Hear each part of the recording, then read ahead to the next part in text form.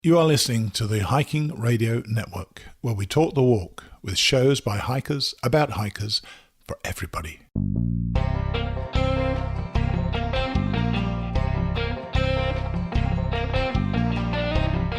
This is the Hammock Hangers Podcast, where we hang out and talk about everything from hammocks and hammock camping to the group hangs from around the country.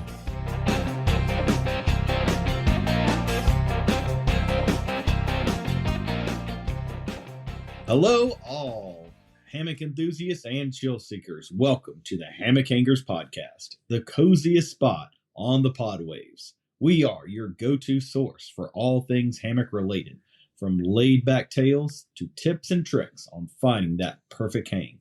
So, grab yourself a drink, kick back in your favorite hammock, and let's swing into some awesome conversations. This is where relaxation meets conversation, and it's going to be one comfy ride. So let's get into it. Well, Paul, it seems like it's been forever since we've done this again, just me and you and our guest. I know. I know we had that. It's been forever for you because you slack-a-lacked last week or before, whatever. So the day that we were recording, or the week that we were recording, our county did not get out for Christmas break until like the 23rd or something like that, like 2 days before Christmas. And there was a lot of crap to do. And I got kids and we still have to do a lot of Christmas stuff. So I was like, I got to tap this one out. But, well, I had to do it earlier too, because it was with, over in England. So 5-hour difference. Yeah. Poor Alex. I mean, he was I know people couldn't see him, because all they hear is the audio, but I mean, he looked pretty tired. I mean, it was like 10, 11 o'clock his time, right. When we were recording. So, well, as of today, I'm surprised I'm as kind of bright as I am. I'm pretty caffeinated. I probably had about 64 ounces of coffee today. I made a 12-hour drive at my current location. I am in, essentially Lynchburg, Virginia, up here visiting home and staying with my best friend and our guest for tonight. Let's welcome aboard Jimmy, or James Lawrie. Hey, everybody. What's up, buddy? Great to be here. So we're going to get to talking with James here in a second, but let's talk about this little event that we've got going on next week. Yes, it is coming up quickly. Yeah, it's coming up very quickly, and we have surpassed. I know the last post that you made was the milestone of hitting 600. Yeah, and I think we're still creeping up. I think we had like over 10 registered just today. Yeah, well, I mean, just whenever you first got on, there was two or three that registered. Oh wow. So yeah, I know. If we go off trends from the last few years, we usually get a lot of people registering this last week as they finalize time off from work and finalize plans. We've had a few cancellations file in. So if just as another reminder, if unfortunately something has come up that you cannot make it and you have registered, please just reach out to us on our Facebook or send us an email to our website and just let us know, hey, maybe we'll catch you again the following year. However, we haven't had enough cancellations to offset the flood of registrations that we've had. So that's really great to see, and really great to see those numbers come up. I will share something with you, Paul. When I do driving, which I actually really like doing because it just lets me get lost in my thoughts, and I got to thinking about just HangCon, and for one, this HangCon for me, especially feels very different. And I got to thinking about this, and I'm going to go all philosophical here for a second. And I got to think, why does this one feel so much different? Because I feel different about this one because I think looking at our numbers, when I first took over HangCon, or actually let's back up further. When I first went to my very first HangCon, I want to say like 2015, 2016, Right. it immediately became this very important event that I wanted to make sure was a priority for me to go to, because it was such a great experience. And when I first was given the opportunity to run this event, I felt that I had been given this gift to caretake for this particular event. And me being in my personality for the last 3 years, the first inclination that I have thinking about it is, don't mess this up. Right. And it was very hard because, the last HangCon that Timber and Gumbo were running was 2020, and then the world ended. And our very first one. No, their last one was 2019. No. That's it was 2020. Are you sure? Yep, because this is our fourth one. It's 2024. For some reason, I was thinking that our first one was in 2020, and they handed over to you at the end in 2019. No, because our first one was in the pandemic. Yes, we were full into pandemic mode. No, I think it was 2020 because I didn't get to go to it. I was going to come. Oh, well, anyway, we were like, oh snap, what is going to run? And we didn't, and we still had a decent turnout. And we've just grown this. And this year I haven't been stressed out. We've had, and there's a lot of other different factors. We've kind of really oiled this machine to kind of work out. And when I say we have well-oiled this machine, outside of the operations, we have an amazing team that does really, really great things to make this work. And also, hashtag only you and I know, my friend. We are the only two. And I will say it's been just great, because I don't think I could do this with any other person other than you, Paul. And so I want to say that on the podcast. Don't get used to it. I'm sure I'll insult you here very shortly. I'm sure, but I'm saving this episode. Oh, okay, good deal. But I mean, we are very much the yin and yang that really makes us go. I'm the kind of people pleaser that makes everything good, and you're the kind of hard nosed. You're the vinegar to my sugar. Is that what it is? Yeah, we'll go with that. But also, like, in an unsung hero, we really encourage people to pre-purchase raffle tickets, and that's not only to just, hey, you get extra raffle tickets if you buy them early, which you do, and if you've done that, which our early bird ended on January 1st at midnight. Hopefully you got your extra tickets in. But those people that pre-purchase raffle tickets or have already given us a donation toward the event, truly, let me say thank you from the bottom of my heart. We've had over 100 people do that. I've already made up the envelopes. Paul, you can't throw that at me this year. They're all made up. I did. You yourself? I have personally. Well, I think Britt helped a little bit at the planning hang, but I've made all the envelopes. They are all ready to go. I had one person donate today, and so I'll get that when I get back home. But all tickets are ready and rocking and rolling, ready to go. But anyway, I am proud and impressed at the same time. Every once in a while, I kind of get it together. Dawn probably is too, I'm sure. She don't have to do it this year.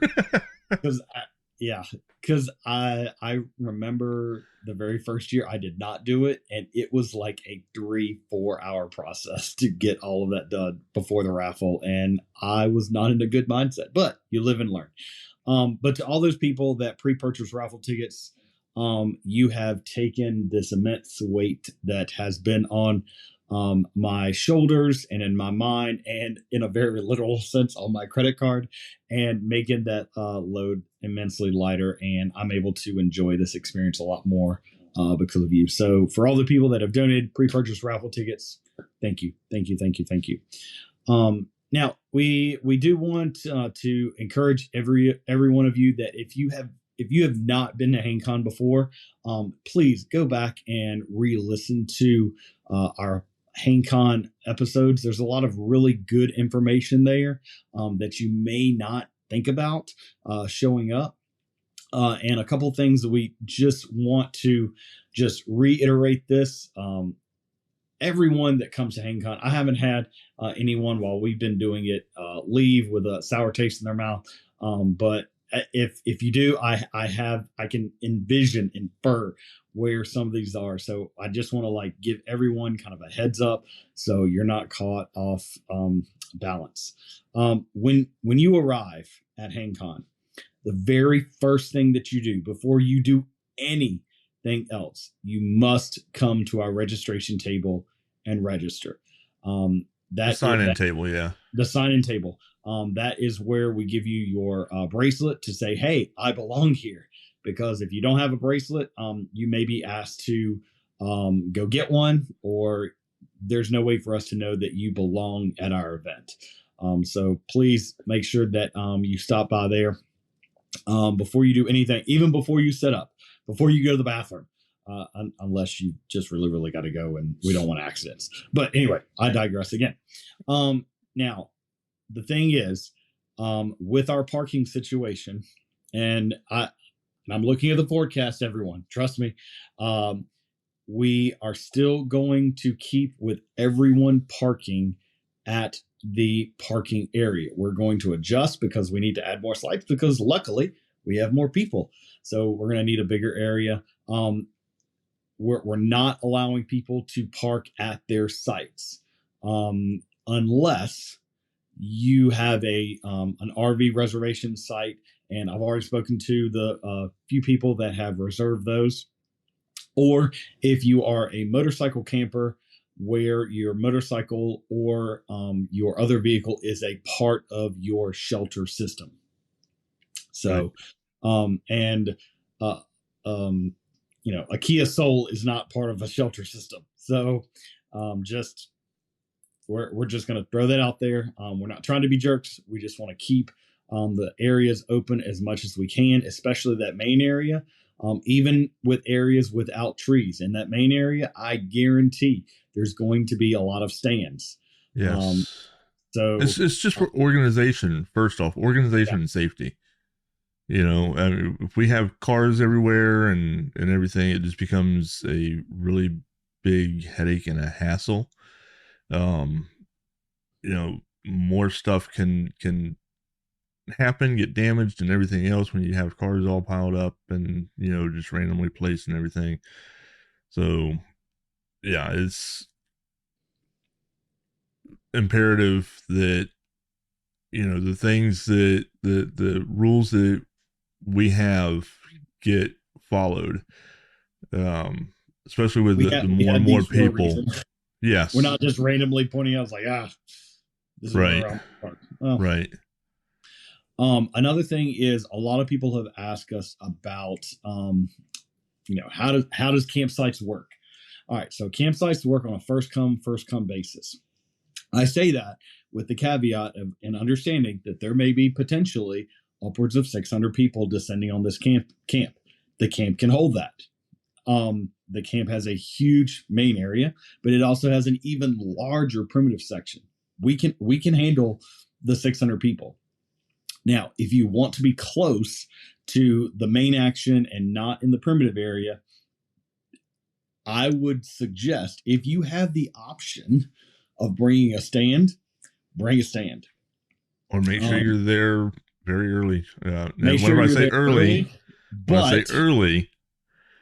early is 11 a.m. on Thursday the 11th and past, not before. Yeah. And again, we are not doing that to be jerks. We understand that everybody wants to get in there and get their trees set up. It's just, we really want to make sure that we have the event ready to accept guests and our vendors are all set up ready to accept guests. And we don't want our vendors to be overrun with people. Hey, questions about gear, which our vendors definitely want, just not when they're setting up. Right. Now it actually slows them down. I mean, yeah, exactly. To where they're not able to have everything out for you to even look at. So they're going to be there the whole weekend, folks. They're not going anywhere. Another thing that we kind of want to let everyone know, if you are coming in on Thursday, we are serving lunch on Thursday as well. So when you get there, get set up, come to the kitchen, buy lunch. We are still providing breakfast and dinner, but we are selling bag lunches. We're going to do hamburgers and hot dogs and a chef special that Travis has yet to let me know exactly what we're going to do. It might be just whatever he feels like doing. So, so come check that out. I think we decided around $7 or $8 for a lunch. Includes like a hamburger, hot dog, and a bag of chips and drinks. Yep. So, if you don't want to eat at the camp, that's fine. The nearest restaurant is about 20 minutes away. So kind of pick your poison. It's a little further than that. I think it's about 25 or 30, to be honest with you. If it's where you and I went the last time we was over that way. Yeah, and that's probably the closest one. Yeah. Yeah. So it's about 25, 30 minutes away. And we're going to be serving lunch from 11 until 1. Yes. Every day. And also all the proceeds that you spend on to buy lunch, it goes right back into HangCon. So it's just you get fed and we get supported. So it's a win-win. And I get to come up with a new 5-year plan. And I get to entertain Paul's new 5-year plan. Please don't make me put beeps in this episode. So, but yeah, so now with the weather, we understand our parking lot can get a little dicey. So we're looking at options to park people that specifically are going on the kayak trip so they can get out and head to the kayak launch. I think Britt is doing the paddle at Chassahowitzka again. Another option, if you are looking to see manatees. Now, right now, Crystal River is swamped, so there'll definitely be manatees in the Chassahowitzka as well.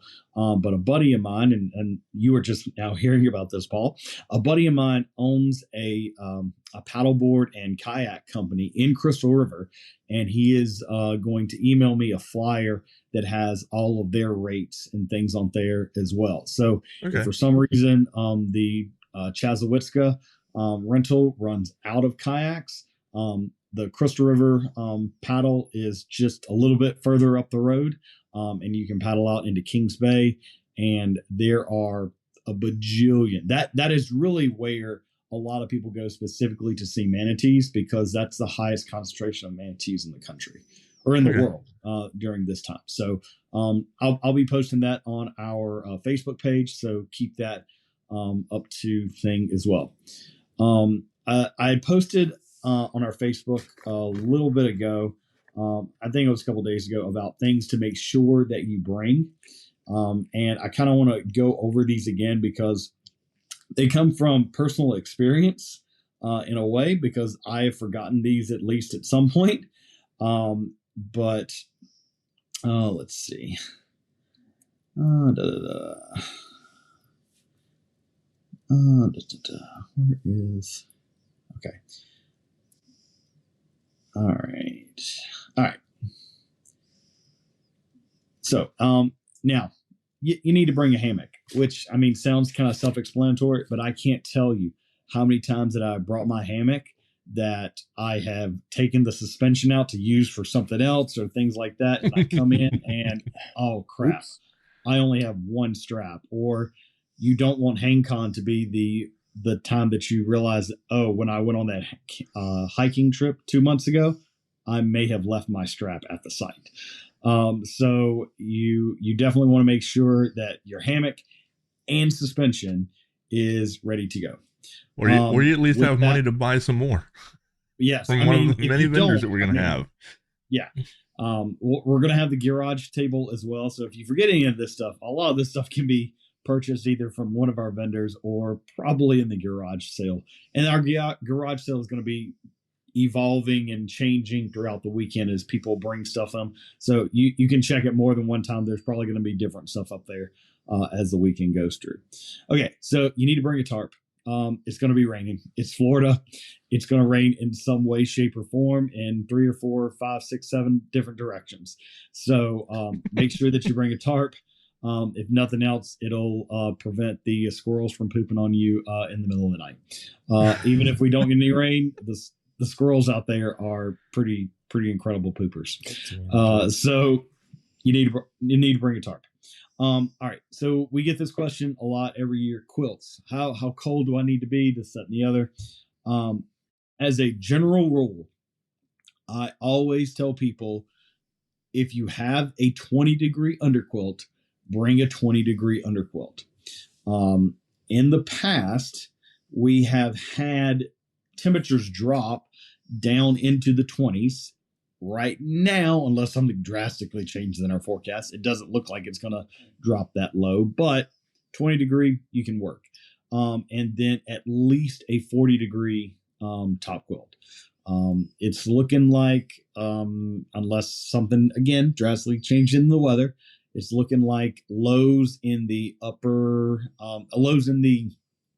50s, upper 40s, and highs in the lower to mid 60s during the day, and there's little chances of rain here and there throughout the weekend. So if you want a question on as far as quilts, 20-degree under, 40-degree top. So they can also go to the website, and we have the little forecast widget on there if they want to keep up with the weather.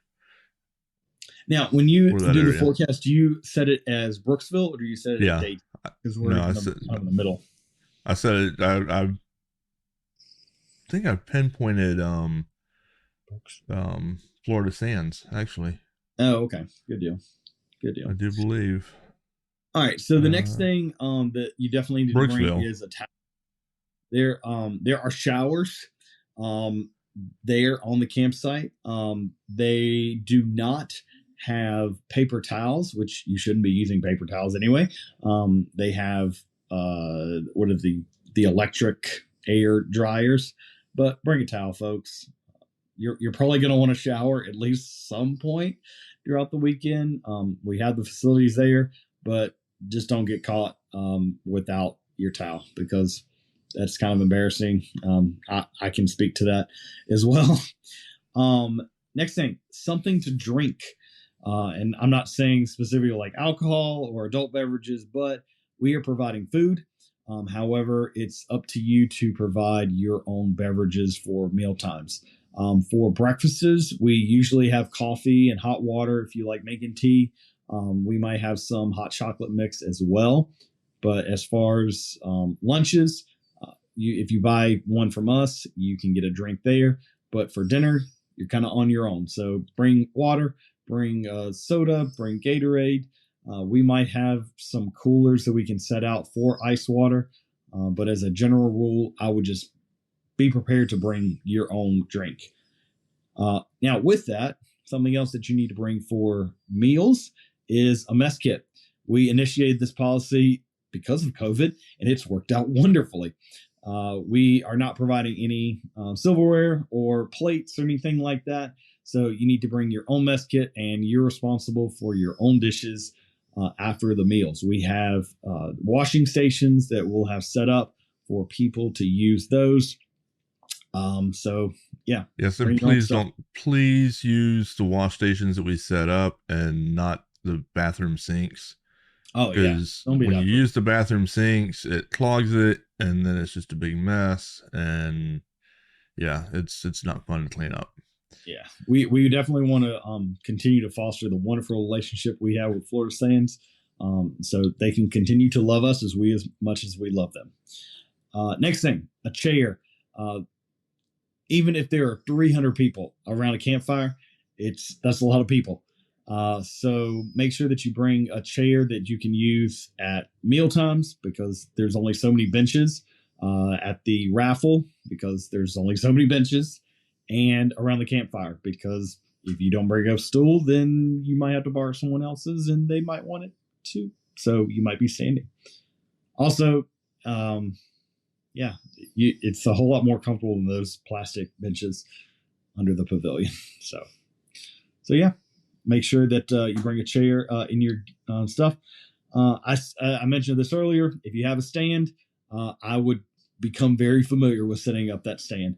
We have trees, but again, especially if you're coming on Friday, make sure that your hanging options are going to be very few and far between in the main area of the campground.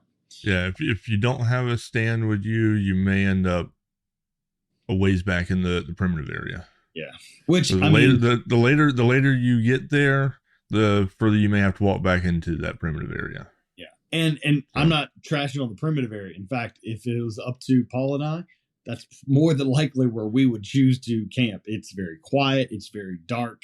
But again, if you want to be close to the action of the event, please bring a stand. And also cash. Signal up there is kind of, it's all right. It's not great.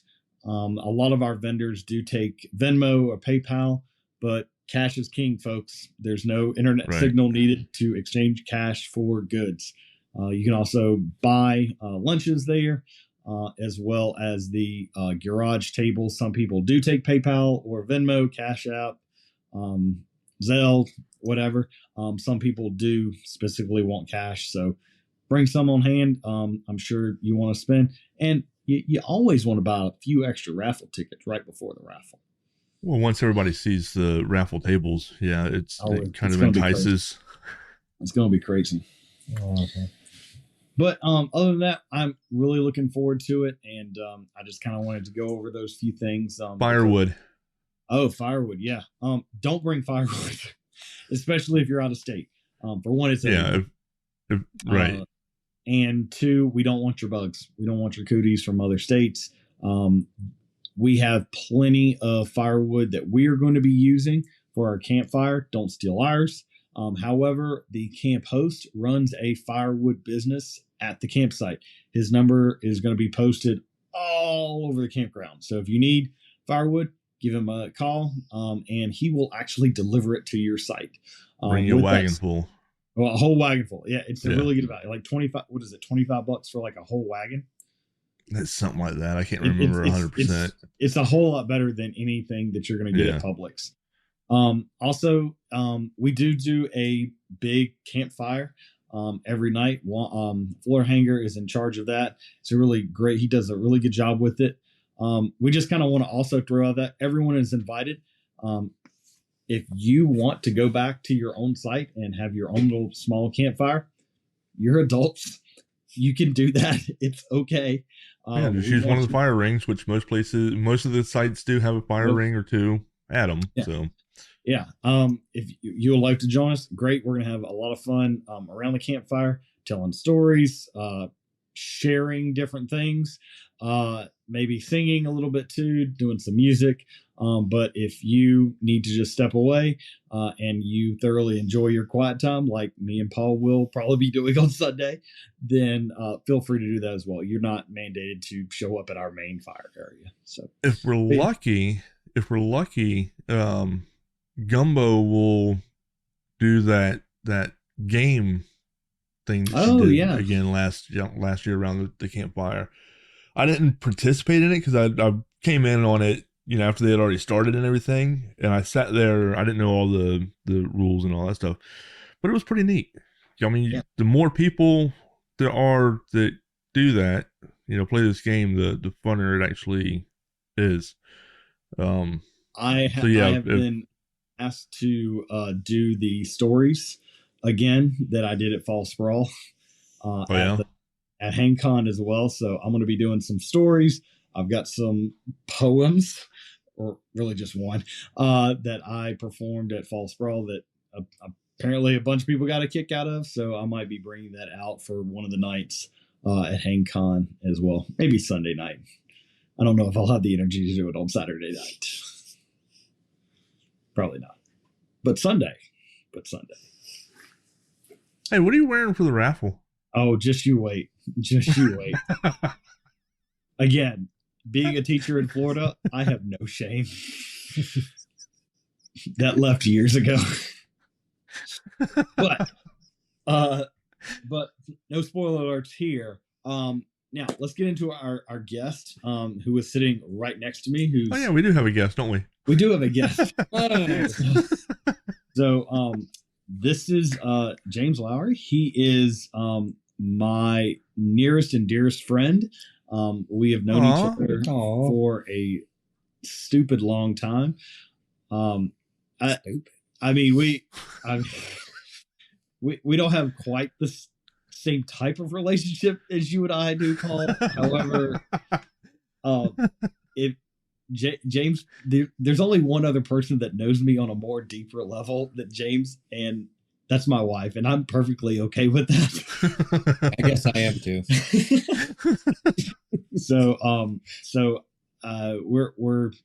We're just going to refer to ourselves as the twins. We used to be triplets, but we'll just go with the twins now. Yeah.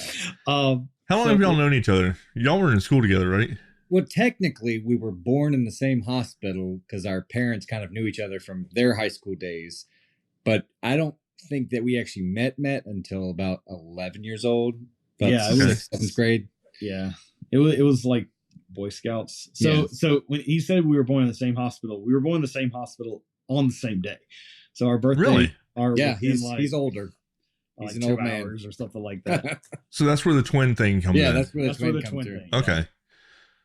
So and we went to the same high school. So same college. Same college. We did not graduate the same year. I graduated first, even though I'm 2 hours younger. Because my mommy put me in school early. And there's no bitterness from AJ at all for that.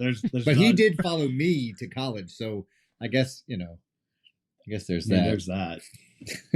There's that.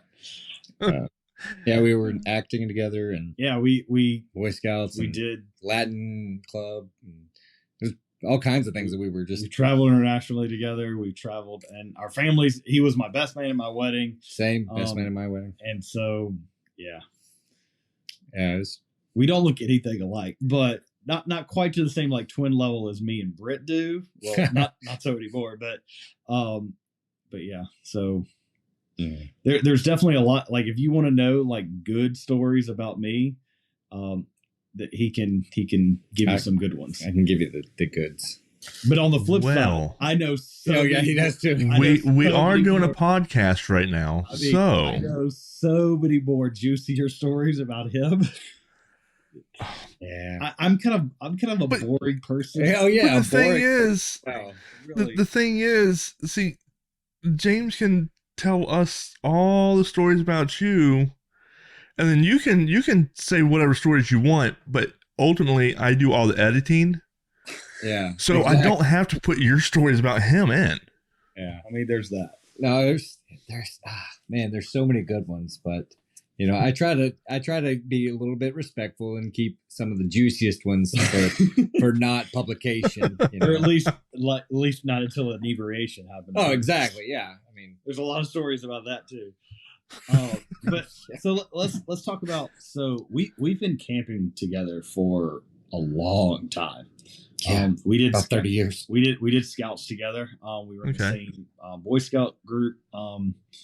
But like a lot of when we were in scouts and doing like kind of the main camping in our adolescence, we didn't know about hammocks. We didn't know about hammocks, and even though we were in Boy Scouts and Boy Scouts are supposed to be prepared, there were some camping nights where we were not prepared, and we ended up sleeping in a truck because it was so cold outside. I remember that one. And I mean, like we're talking close quarters because it was so cold outside. Like there was 5 of us in a Jeep Cherokee, and we're talking like not the Jeep Cherokee Laredo, not a Wrangler, like a small Jeep Cherokee. It was me, my dad, my genetic associate, James, and one more of our another friend of ours. We were all crammed in this thing because it was. I remember. It was at a Order the Arrow fall fellowship So it was fall, but in Virginia and it's cold. Kind of like it is right now. It's especially cold. It was, oh gosh. So inside the mess hall of this building, I want to say it was in the upper 30s. Yeah. Inside. I remember walking out of the mess hall and it being so cold, it felt like someone took their fist and hit me in the back. Oh, you yeah. just buckle down. And yeah, we froze. I mean, there was no, you felt like there's no way it was early September. I mean, like you were still literally in summertime. It wasn't even officially fall, and we were freezing. Yeah, it was like the beginning of October or something. Oh yeah, okay. So I guess it was officially fall then, but it was. I mean, I'm 6 inches from his dad, who was in the driver's seat, and I was in the passenger seat in the front, and he's sawing these logs so hard that you couldn't even really get comfortable in there. But then it was. I don't think I've ever.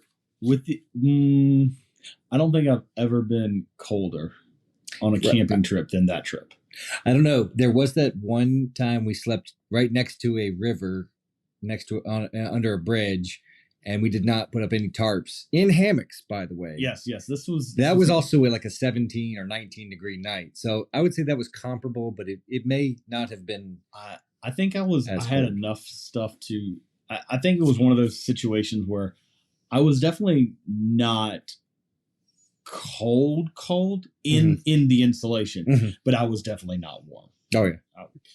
That was not the most miserable camp out that I remember in Scouts though. No, there's some other. There was one in particular that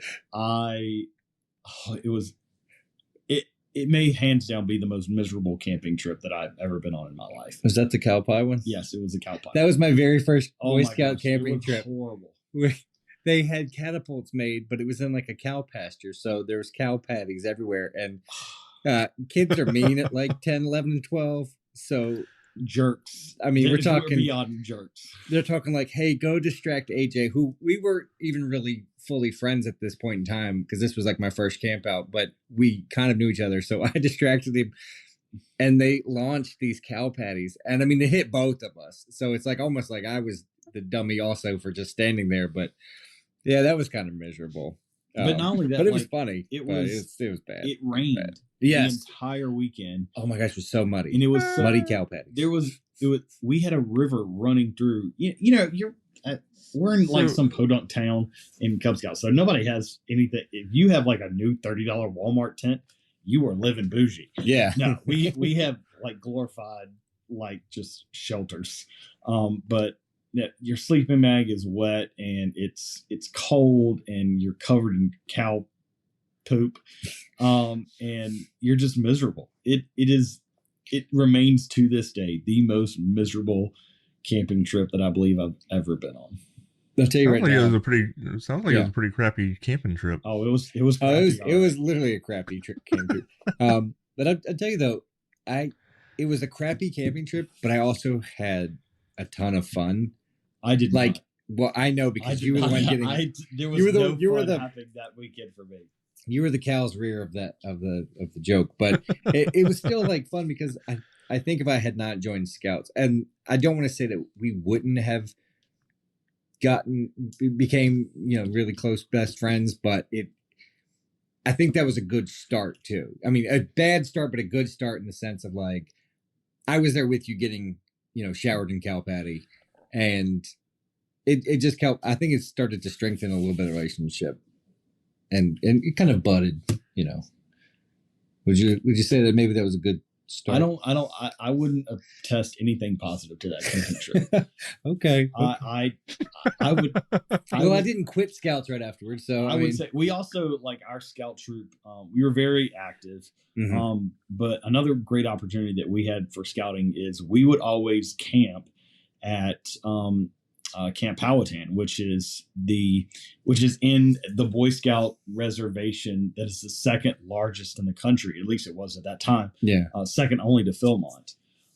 So it was kind of a big deal. Like it wasn't just some small state park size campground. Like it was a good size, and people come from all over the country to go. Mm-hmm. And we did do a lot, and we would camp at a local wayside park that's in our community, and which that park still resonates with me because I went camping there through Cub Scouts and into Boy Scouts, and that's where we froze our butts that's off. where we had the freeze. It was after Christmas when we had that. Yeah, it was I had come up. It was when my mom passed away. So I'd come up and I was like, hey, I've just got to get out of the house. And I had enough gear, and it was cold. It was in December, and I said, hey, let's go to Wayside. Let's just camp out. I just need to like clear my mind. So we went out. We had a little bit of like faux warmth in the form of liquid warmth. Oh yeah, liquid warmth. And so we had a little bit of fire too. We set up, and I learned a lot from that camp out. We froze, but we sat up right next to the creek. Yeah, which was running. So we sat up next to running water, and I said, "Oh, well, it's a clear sky. I want to see the stars." Mistake. No tarp. Not even like on the side. Like none. We didn't even set one up. I had quilts. I had sufficient, kind of sort of sufficient quilts. I had 20-degree set top and bottom with my hammock gear quilts. But I didn't have any underquilt protector, and I didn't have any winter cover. It was just the Franke style bug net on my gator sling hammock that I made. Sounds like a lot of bad choices. It was a lot of poor choices. There was a lot of poor choices, but we were dedicated. And honestly, when you look back at it, we survived though. That's the whole point. We didn't die. We didn't die, and we go, well, now we know what to do better. And what a story to tell. Like, I mean, camping the week after Christmas, 17 degrees next to a creek when everything else should have told you just go inside. I want to say wind chill from that because there was a good little breeze coming through there too. Mm-hmm. I would say wind chill were in the single digits. Like it was exceptionally cold. You've been hammock camping for a while too, then, right, James? AJ got me into hammock camping, and I think you got my very first hammock that I ever made. He gave me a hammock that he made, and my wife for like Father's Day bought me a Walmart hammock, which nothing against those. If you're going to start out, okay, that's fine. But I'm 6'2", and it was a 9-foot hammock. Right. So as you know, like it was a little cramped. Yeah, there was no stretching out in that. That was like ball up in a ball. And she bought me a stand for it. But again, the stand fit the hammock, not the person. Right. But it was a great starter. I set it up in my house and laid in it, one night and camped in it in the living room. And that was painful, actually. It really was. But it was a great one to look back and go, hey, this is where I started. Then, AJ gave me like a hammock and then gave me another one. And then he showed me how to, do a whoopee sling. And he showed me like, okay, piece by piece. All right. You're only going to go probably camping once a year, whenever I come up and tell you, hey, it's time to go hammock camping. But, here's the next thing. Like, okay, the next year it comes up or next visit. Here's another new thing you need to learn and how to do. And it's really pushed me into this. And honestly, I finally got to go to HangCon in 2021, which was in the middle of the pandemic, as we were saying earlier. And oh my gosh, I was blown away. And we only had 200 people there, if that. We had your first year, which was our first one. We had a little right at 150. Okay, 150 people. Yeah. I brought my son, and it was his first time hammock camping too. And so I'd been maybe twice, and this is his first time. We set up, 2 hammocks, and it was a little cold, but we were taken care of. Like everybody was great, wonderful, and helped us out, make sure we had the right gear. I mean, from the start, from the time we walked in, you guys were amazing and accepting, and and because y'all know AJ, y'all knew me. I mean, I walked up and a bunch of y'all looked at me and was like, "Hey, James, how's it going?" And I was like, "Hey, I don't know you." Yeah, but I have a theater degree. I'm acting, so I'm like, "Hey, yeah, how's it going, buddy?" But it was wonderful And every time I've come back to HangCon, it's been the exact same way. It's been like, I just saw you guys yesterday, and it was actually 2 years ago because I got deployed and I didn't get to come in 2022. So I've been to HangCon 2021, 2023. I'm coming to 2024, and I just went to my first fall sprawl in October 23. Yeah. And I mean, I love it. I love the camaraderie. I love how everybody's so accepting and ready to help you. Do you go to any hammock hangs up around your area, or are there any around your area? I haven't yet, but I've started to look into some. Yeah. Okay. The names escape me right now, but I have started like peeking around, trying to say like, hey, I've now done South Carolina, I've done Florida. Let's see what Virginia has for me. Where I live, and it'd be a lot closer, and my wife might actually be a little bit more okay with it because it's not 11 hours away. Right. But yeah, she's been really supportive too. And actually this year, I took my son in 2021 when he turned 6. So my daughter, my next child, my oldest daughter turned 6 this year. So I'm taking her for her first hammock hanging event at HangCon. Okay. And so she's going to get introduced to this world. And she's also my daring one. So she's probably going to be like, hey, yeah, give me a set. Let's do this. I'll make my own hammock. And so what about your wife? Does she hammock? I keep trying to get her to come down, and I think we almost had her convinced, her and the other kids, and actually another friend and their family, to come down this year. And unfortunately, it kind of fizzled out a little bit because my wife is a little bit more bougie. She likes glamping. So she's like, if we can bring our camper down, sure. And of course that would be accepted, and we would bring hammocks to set up outside the camper. But I think maybe next year, I'm going to keep plugging away at it. Baby steps. Yeah, exactly. Baby steps. If I can go to 2 hammock hanging events a year, I can maybe get her into one of those the following year.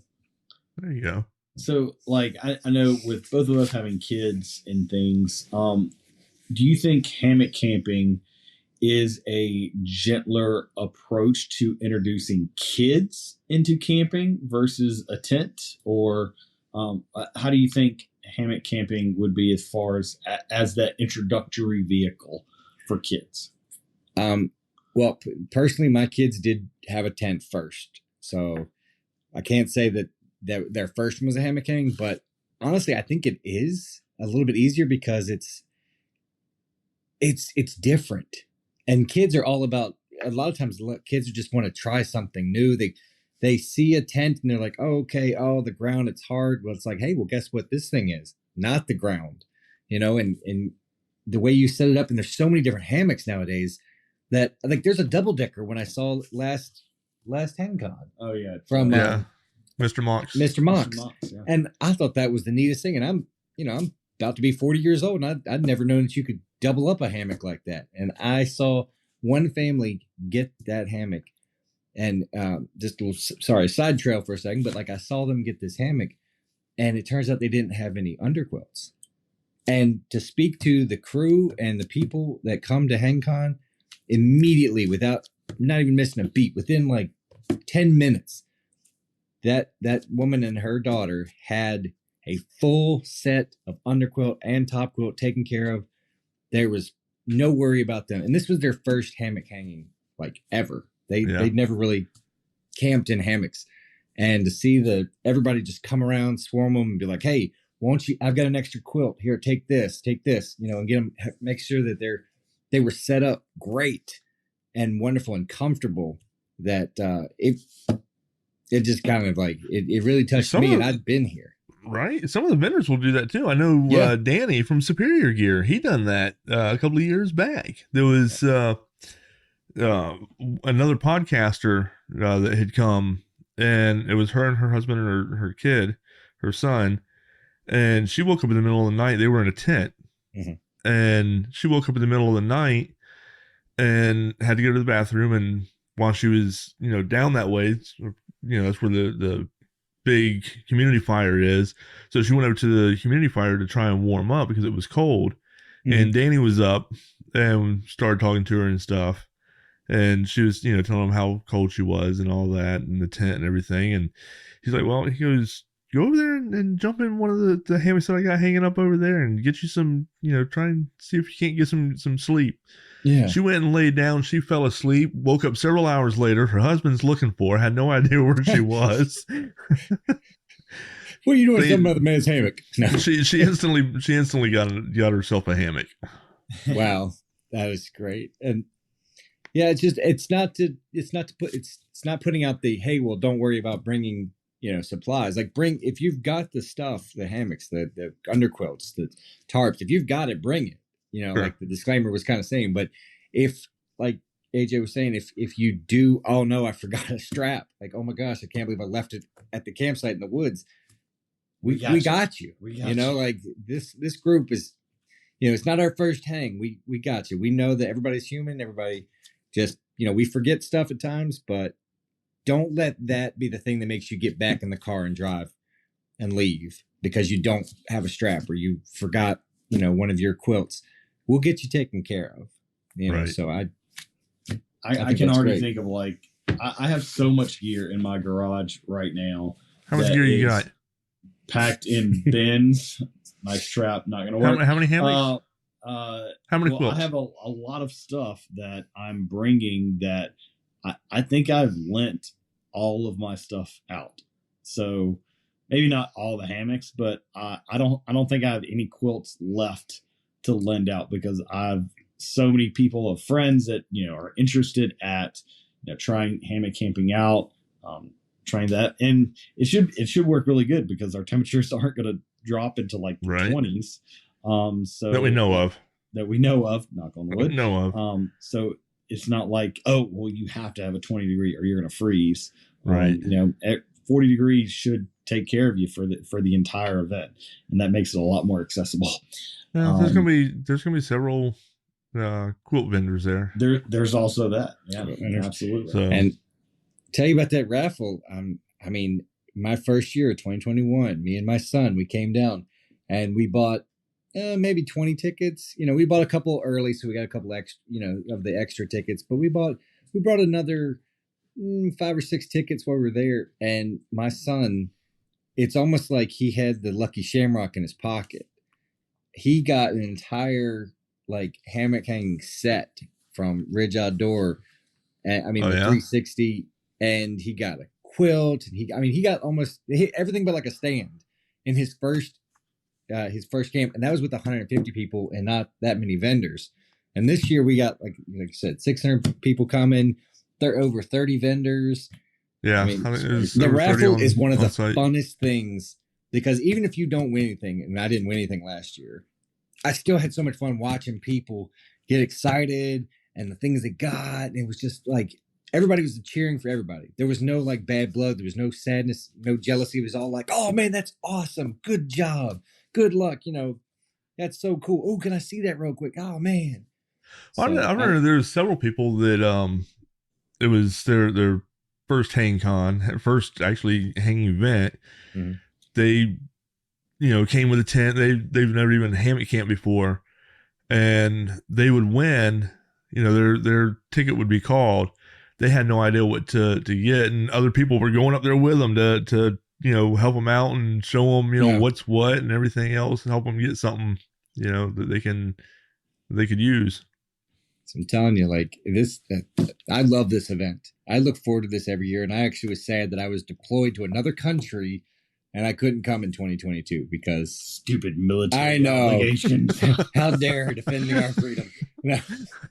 But I'm so glad that I get that opportunity and to come, and I'm so glad that I know these guys. And yeah, I wouldn't trade this experience for anything. And I'm so glad I get to share with my kids as well and bring them down. So, going along with camping and with hammocking, and do you think hammocking has opened up maybe the opportunities for more camping that you wouldn't naturally get? Because your family definitely camps. You have a camper, and you've come with camping with us on vacations and things like that. But I know for me, when I first started hammock camping, if there wasn't for a hammock, I would not be backpacking. Right. No, it opens up so many opportunities. It actually opens up my kids' to want to go camping because Dad's bringing his hammock. And hey, we get to lay in the hammock. Or hey, Dad, can I sleep in the hammock tonight? And because I've got the hive stand, I can hang up to without needing a single tree. And my wife, I actually got her a Haven hammock, and it's amazing. Like, I love it, but she loves it so much because of she's worried about how to lay in a hammock. And this thing, you just lay in it.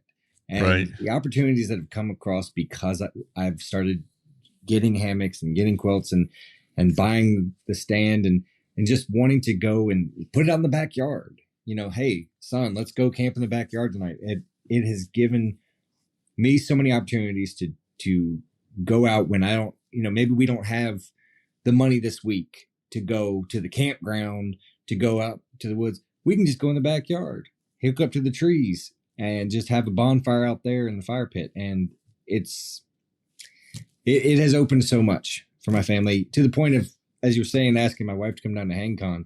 If it wasn't 11 hours away from where we live, I think she probably already would have been by now. Oh yeah. But she's concerned about the kids staying in school, getting an education. I don't know. Minor details, right? But as the teacher. But she loves the hammock now too. So we've done a couple different episodes about like the benefits of hammocks as far as like adults camping. And one of the things that I think that both you and I can contest to, because we both have, as we refer to it in our house as neurospicy kids, that do have some of the, like, they're hypersensitive, like sensory and things along those natures.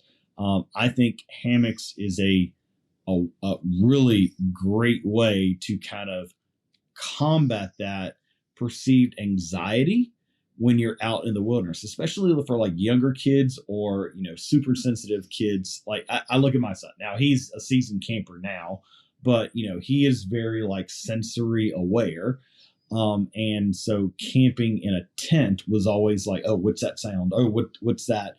And you're just kind of laying in a bed just like you would at home, but you have so many other new noises, new smells, new things going around that your brain can't settle, and then they don't sleep.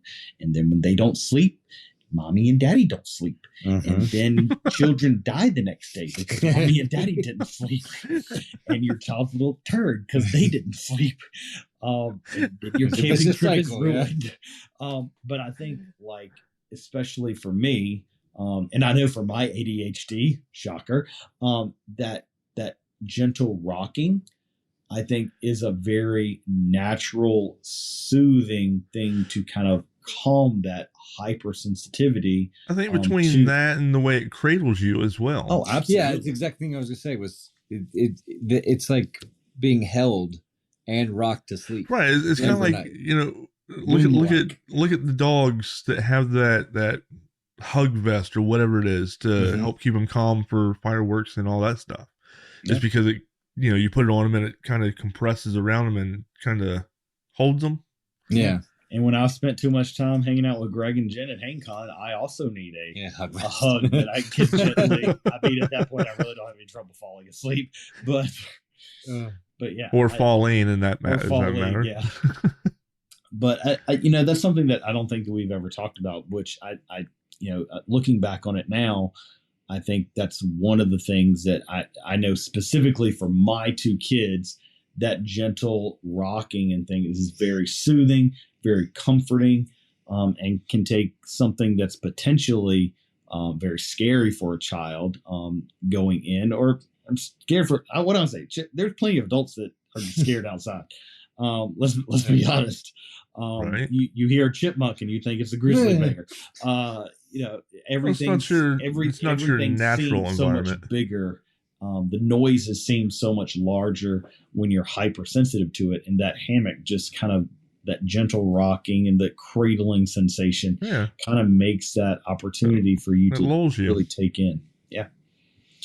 So now with camping, and we've been camping a lot, and we've talked about trips that we want to take and things like that.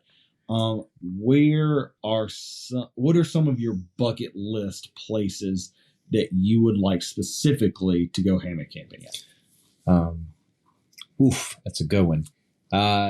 Specifically, there's this place in Colorado that AJ talks about that he's gone and come to. Was it in Denver, or where was it that you went camping? But he came back and he told me. Down. I love Colorado. I guess I would say being able to hammock camp somewhere with a beautiful view of the Rockies would be on my bucket list. Now, granted, that gives me a lot of places that I could hammock camp, but like when you came back with those stories when you went across country and came back, I was like, that sounds beautiful. And I saw the pictures and I was like, that would be something great to wake up to. And another place to, you kind of caught me off guard with that one. I would probably say maybe one of the, like Yosemite, maybe. Okay. So, like, I mean, I know it sounds almost like, the big national parks, but I mean, think about it. That's some great natural wonders out there. So now when you were deployed, you've actually been deployed twice, yes. And you've gone on drill for like National Guard and things like that. You've taken the hammock to drill. Yes, I've actually taken the hammock to a 3-week annual training that, and I was with an aviation unit where we're kind of pampered and we usually stay in barracks, and they're nice barracks. Well, apparently we were getting ready for deployment the year prior to COVID, and we decided to spend 3 weeks out in the woods. And I brought a hammock and I put that thing up about 5.5 feet in the air. I mean, yeah, because I had a great idea. Like, I'm gonna put a hammock here, I'm gonna put a cot down here, but I'll be able to keep my gear off the ground, and I'll be able to step up and get in. Yeah, it was the whole ordeal. It was amazing because everybody else had a cot with like a little tent that like attached to the cot, like on top of it, and I'm sitting here swinging in the trees, and I had my tarp set up. I mean, like it was like probably the best setup I've ever done personally on my own, and I've never been able to duplicate it. It's the craziest thing. Like, I was like, you know what, stupid Army, oh my gosh, I'm just fine, here's a tree and I'm wrapping it around, and I'm just running all this. Had a nice bug net on it that I stuck my foot through in the middle of one night. But it was so beautiful because as we said, I got rocked to sleep every night, and it was hot some nights, but the point was, with that nice gentle sway and having a little bit of the breeze underneath you to keep you cool. Oh my gosh, it was amazing. Like, the question is, were some of the other guys jealous? Oh yeah, definitely. Because I had like four of my buddies who were in their little cot tents, like surrounding me, and I was like, "Hey, how's it going down there, guys?" And they're like, "Shut up," because they were hot and just bothered and just in their little tent, just like a sweatshop, not a sweatshop, like a sauna, like a sweat tent. And I'm up here just, cool as a cucumber. And I'll tell you, if Pheonix over here hadn't introduced me to hammock camping, I would have been just as miserable as they were. It was beautiful. Yeah. Thanks, buddy. No problem.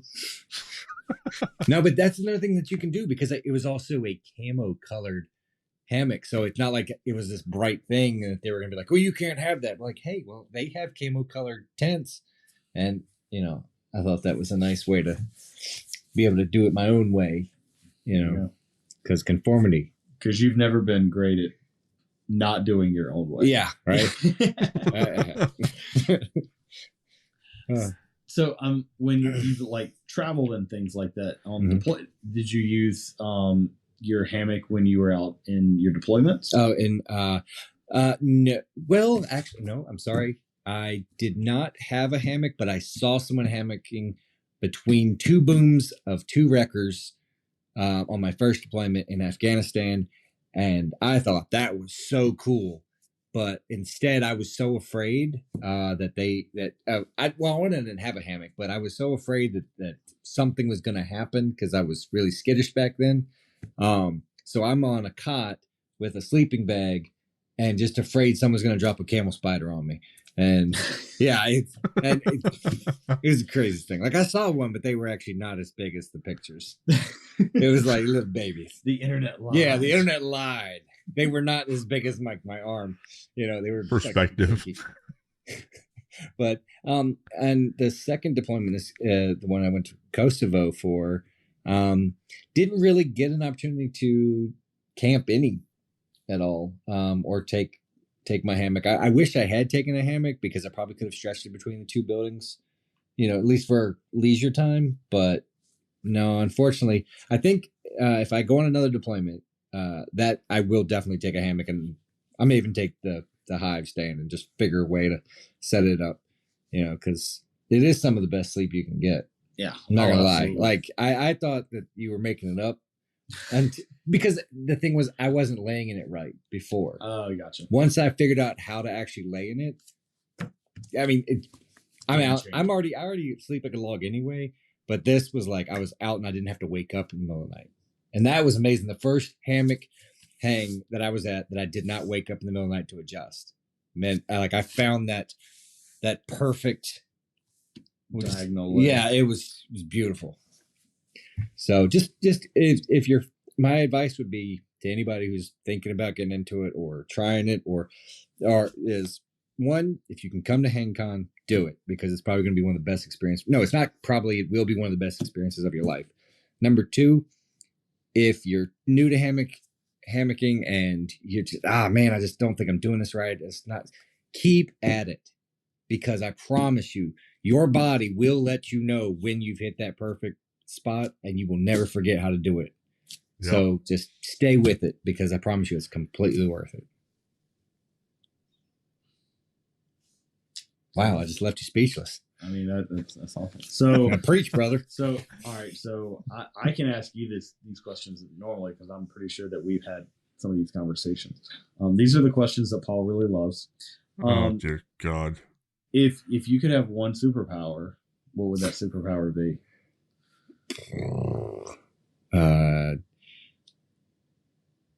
Superpower, not like a genie's wish, but like an actual like mutant superpower type thing. I guess it would be like indestructible. Indestructible. Yeah. Gotcha. You know, because I don't like to get hurt. So. So I already know the question to this or answer to this, but Sunday, Bloody Sunday. What's your favorite season to camp of the year? My favorite season to camp of the year was late fall. See, I would say I already do. Late fall. I mean, don't get me wrong. HangCon. Okay, winter in Florida or mid to late fall in Virginia, and anywhere else. Literally. All right. So, this is a question that I don't know the answer of, that I'm curious. All right. So 7. What is your favorite camp meal? Oh, like we've eaten a lot of really amazing like camp food throughout the years. What do you think would be like your go-to camp meal? Ooh, see, the thing is, the problem with this question is, as I've become, adulting, and I'm an adulter. I'm an adult now. Taste buds change a little bit, but I'm telling you, there is something about some Dutch oven cooking. I'm talking like straight up, like Brunswick stew from the little Dutch oven. I mean, just there's nothing like it. But very close to, if not tied a slight second, would be morning flapjacks. And I mean, like, how do you make that? You just figured out. I'm telling you, like, you find a little mess kit, you find maybe a little powdered flapjack mix, and then you just make it your own. You add little toppings that you like yourself. We had a scout when we were growing up that really had like perfected like the pancake. Yeah. Like Adam, like really, that's what it was. Like Adam, like had his precise way of doing, and no one else was allowed. After we figured out that he had the secret, no one else was allowed to make them. Yeah, because it would just be a waste of resources. Yeah, So, and I'll kind of, we've essentially I answered a lot of these as we've gone on, but what is one thing that right now you are extremely grateful for right now? Something I'm extremely grateful for right now is that your best friend is camping in your backyard. I'm sorry, I thought that was a given. Yes, my best friend is camping in my backyard. He came a day late, but there's that, right? No, but something he's not good with numbers or directions. Yeah. I hate you. Is the ability to go camping. It's something I did as a kid with my parents. We would go camping, whether we were with my mom or with my dad. But I kind of got out of it a little bit because I didn't think I had the time. And then now that I've gotten back into it, I've realized that it's not that hard. It's not that costly. And it's something I really enjoy. So just especially having a job now that will let me be able to take that time with my family and friends and just give this opportunity, especially going to HangCon. I mean, that's something I am going to be grateful for. Like it gets me going through the rest of the year. I just love that. Yeah, I think like looking back on just how important camping was for us, growing up. Yeah, we were going camping at the very least once a month, if not more, and just how important that ended up being for not only just like our friendship, because we can think back at so many. I could say certain things right now and you would know exactly what I'm talking about, but like the Powhatan Black Market, like you would know what that is, but no one else would. Right. And we've had so many experiences, both good and learning experiences. We won't say bad because I thoroughly am convinced there's not a lot of bad experiences. You just learn from them. Yeah. And just how amazing that has been. Well, thanks for coming on the show. Thanks for having me. Really glad that I get to freeze my butt off in your backyard in my hive, but I'm kind of looking forward to. Hey, I'll be joining you tomorrow. I just have to work in the morning, and I didn't set up yet. Well, that's a wrap for this week's episode of the Hammock Hangers podcast. We hope you've enjoyed hanging out with us and Paul. And again, thanks, James, for hanging out with us and agreeing to come on and chat with us. Before we go, don't forget to hit that like button if you enjoyed our episode today and subscribe to our podcast for more episodes that will keep you hanging on the edge of your seat. Stay connected with us on social media to keep the hammock conversations going. Share your own hammock adventures and maybe share with your favorite camping buddy, like the one sitting next to me right now. And stay updated on all things hammock related. You can find us on Facebook, Instagram, and YouTube. Just search for the Hammock Hangers podcast. Thanks for tuning in today, Hangers. Until next time, may your hammocks be cozy, your views breathtaking, and your relaxation uninterrupted. Happy hanging, everybody.